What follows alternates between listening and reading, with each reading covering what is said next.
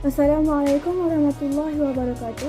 Nama saya Sharifah Zalila Tisha binti Seidani Zulfakri dari kelas 303. Saya akan membentangkan tentang Haji Abdul Rahman Limbong, Pejuang Terengganu.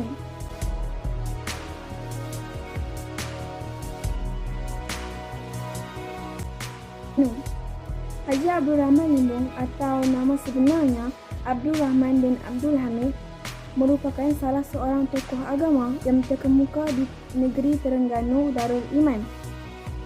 Gelaran Limbong diberi kerana beliau mengajar agama di Limbong, Kelantan. Beliau lahir pada tahun 1285 Hijrah atau 1868 Masihi dan meninggal dunia di Mekah pada tahun 1374 Hijrah atau 1929 Masihi. Beliau terkenal kerana penentangan beliau terhadap campur tangan British di negeri Terengganu.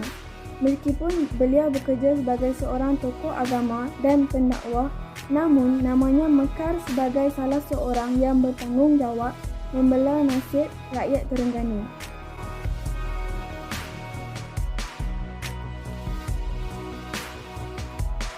Membawa kepada penentangan Haji Abdul Rahman Limbong.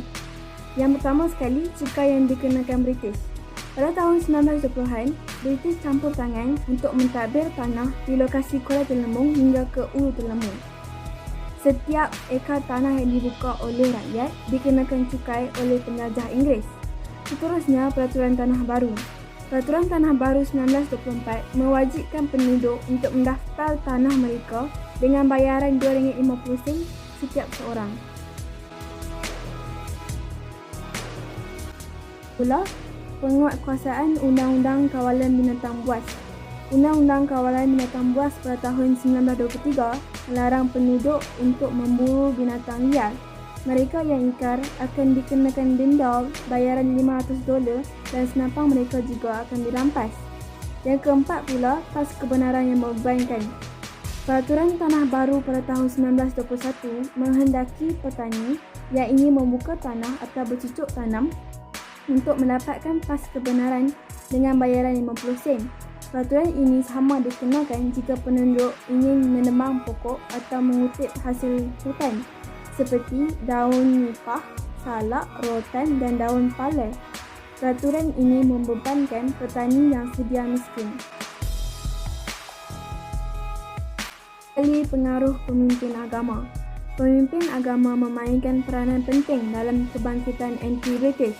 Haji Abdul Rahman Limbong menegaskan tanah adalah hak Allah dan rakyat bebas mengejarkannya tanpa membayar cukai kepada kerajaan.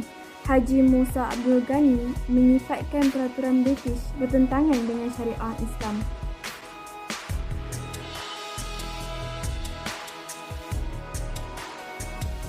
Penentangan Haji Abdul Rahman Limbong, iaitu kebangkitan tani pada tahun 1922 hingga tahun 1928. Pada tahun 1922, petani di Kuala Telembung menerima peraturan baru dengan membersihkan tanah mereka tanpa mengambil pas kebenaran. Pihak British menangkap 43 orang petani dan mendakwa mereka di mahkamah. Haji Abdul Rahman Limbong bertindak sebagai peguam. Pihak British gagal mematahkan hujahnya bahawa tanah yang dibuka oleh rakyat itu adalah hak Allah, bukannya hak negeri. Dan tanah tersebut merupakan tanah pusaka peninggalan orang-orang tua mereka yang datang dari Johor bersama-sama dengan Sultan Zainal Abidin I, iaitu Sultan Terengganu yang pertama. Mahkamah menerima hujah tersebut dan membebaskan mereka. Pada tahun 1925, seramai 200 hingga 500 orang petani berkumpul di Kuala Telembung untuk bercucuk tanam. Mereka membersihkan 200 hektar tanah milik Tengku Nik Maimunah dan 400 hektar tanah kerajaan. Tindakan ini dilakukan setelah mengetahui British akan memberi konsesi tanah tersebut dengan saudagar Cina. Pihak British mendesak Sultan Sulaiman supaya mengambil tindakan terhadap Haji Abdul Rahman Limbong.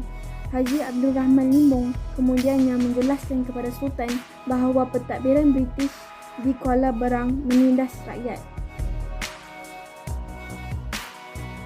1928, British mengancam akan mengambil tindakan undang-undang terhadap petani yang enggan membayar cukai.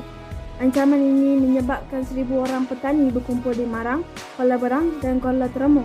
Mereka mengisytiharkan perang terhadap British. Mereka menduduki di balai polis dan bangunan kerajaan serta menyebarkan bendera merah. British meminta bantuan tentera dari negeri-negeri Melayu bersekutu. Pertempuran ini berlaku di Padang Kacung. Seramai 12 orang petani terkorban dan semua pemimpin petani termasuklah Haji Abdul Rahman Limbong ditangkap. Mereka dibicarakan di Terengganu. Haji Abdul Rahman Limbong dijatuhi hukuman buang negeri ke Mekah atas tuduhan menghasut dan mencetuskan kebangkitan.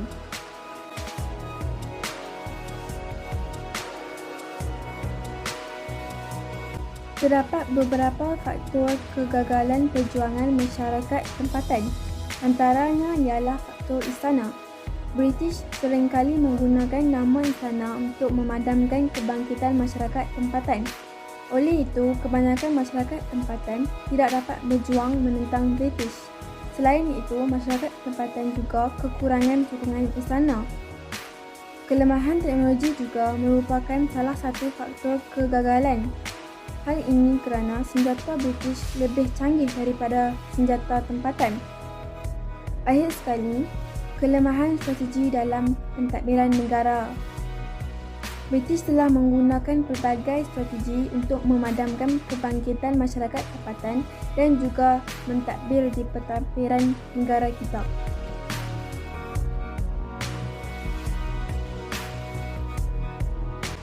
Beberapa usaha untuk menghargai perjuangan tokoh-tokoh tempatan di negara kita. Antaranya ialah dengan mengadakan kempen untuk menarik minat masyarakat terhadap sejarah di negara kita. Selain itu, kita sebagai masyarakat tempatan haruslah saling menghormati dan menghargai antara satu sama lain, tidak kira kaum, agama dan kesukuan. Kita juga mestilah mempertahankan dan menjunjung perlembagaan negara kita. Bagi pihak ibu bapa, kita haruslah menyematkan semangat patriotisme dalam kalangan kanak-kanak. Akhir sekali, kita haruslah sentiasa bersedia untuk berkorban demi bangsa dan negara.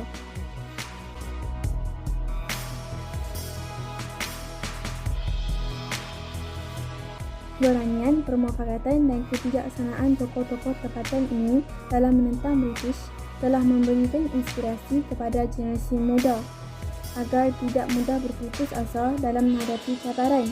Saya berharap kebijaksanaan dan keberanian ini dapat dicontohi agar dapat mempertahankan negara kita daripada dijajah oleh kuasa asing. Melalui laporan ini, saya dapat mengetahui dan belajar tentang latar belakang Haji Abdul Rahman Limbong.